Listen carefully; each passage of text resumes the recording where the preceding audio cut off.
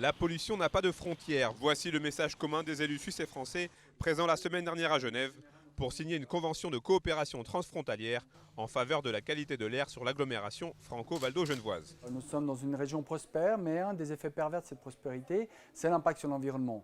La qualité de l'air, la qualité de l'eau, la qualité des sols. Plus largement, on le voit aussi dans l'agriculture locale. Et là, pour revenir aujourd'hui sur le thème qui nous concerne, cette air, eh bien, évidemment, elle ne connaît pas la frontière, donc elle passe de part et d'autre. Et donc, si nous voulons agir sur la qualité de l'air, nous devons le faire ensemble. C'est le sens de cette convention.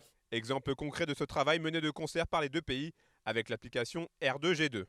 Disponible dès maintenant sur les plateformes de téléchargement, elle permet à la population de consulter de manière quotidienne un bulletin de la qualité de l'air sur l'ensemble du Grand Genève. Concrètement, donc sur les données, sur les informations, les données sont calculées chaque jour. On a la chance de pouvoir calculer des données très précises sur des mailles de 10 mètres. Donc on va pouvoir voir très précisément la qualité de l'air jusqu'à l'échelle de la rue.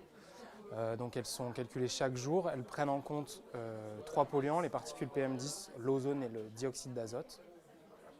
Et on a cette donnée pour la veille, le jour même et le lendemain.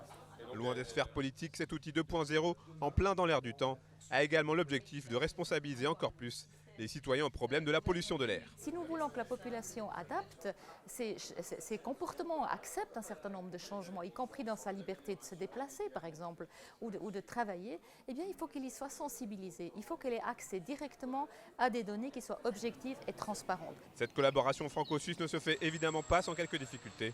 Mais une fois encore et à quelques semaines de la mise en service du Léman Express, la coopération transfrontalière prouve sa capacité d'action. Il faut harmoniser deux législations, il faut harmoniser des procédures différentes des deux côtés de la frontière, mais je dirais que du moment qu'on a la volonté d'y arriver, la preuve, on y arrive et on donne l'exemple.